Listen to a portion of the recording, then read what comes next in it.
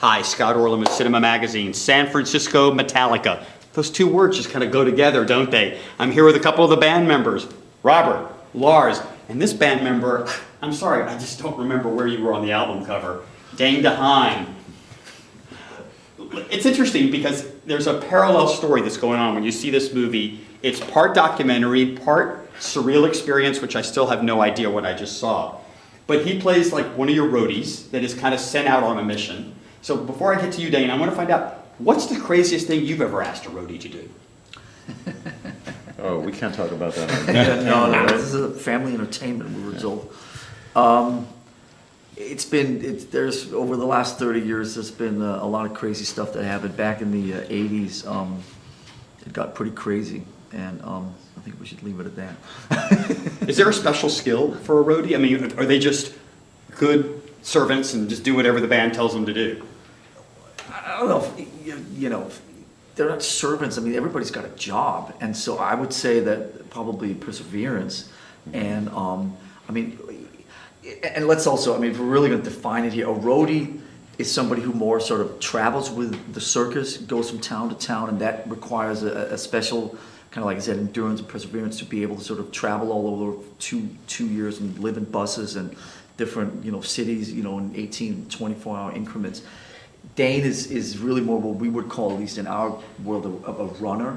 So he more is in the particular city that we're in and comes and runs errands, you know, and does that type of stuff. But, you know, for runners, I mean, everybody's got a job to do, and everybody just steps up and does the best they can, you know. Let's talk about your job that you do in this movie, because as we've had a conversation about this, it is so out there. Because it starts out like a normal trajectory, and then these elements just start coming, you know, that you have to deal with. Can you talk a little bit about that experience for you? Because you shot in Vancouver. Yeah, Vancouver. And the streets are pretty deserted, so. Sure, well, you know, I mean, we had the streets sectioned off when we were shooting. We weren't shooting like, you know, on a street where a car could come and like run over 200 rioters, that's for sure. But yeah, I mean, it was like, it's a crazy experience, and there was so much to do in the film without speaking, you know. It's like all like high action in your face, doesn't hold back, like you name it, like I have to go through it to bring back this bag for the band. And you know, I think like the nature of a runner, you know, it comes from a passion for the band and wanting to do this and being willing to do anything no matter what you come across. And for Tripp, you know, he comes across a lot, but he's ready to go through it. He's ready to deal with it.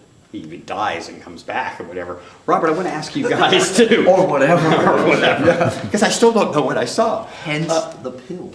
I want to ask you guys, being on stage, that surreal experience. I mean, you're running around on stage. I mean, you're kind of set in your little place behind the drum set. The energy of the crowd.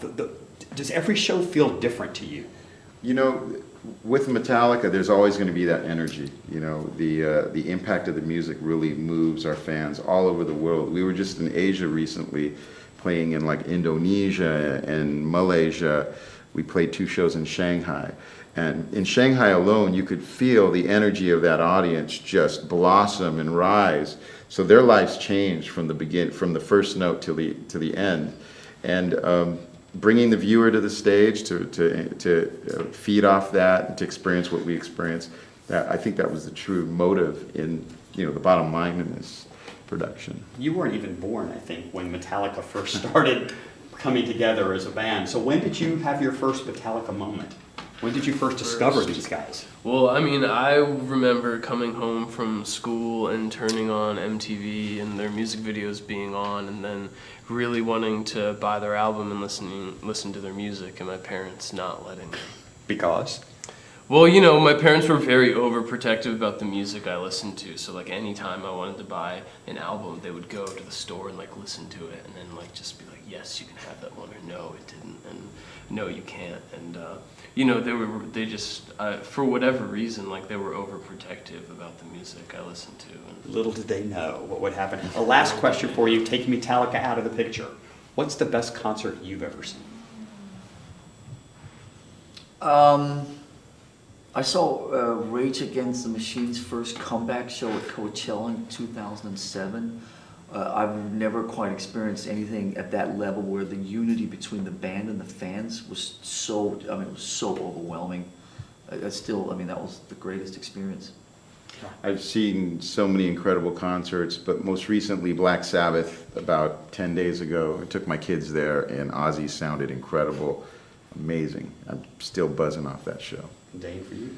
I mean, honestly, like, this concert is the best, craziest concert I've ever seen, and I'm not just saying that. Like, it really is a concert unlike anything I've seen. Well, that's a perfect way to end this segment, guys. Thank you Thank so you. much. Really appreciate it, Dane. Great talking to you Lars, again. Robert, Thanks. thank you so much. And this is Scott Orlin. Until next time.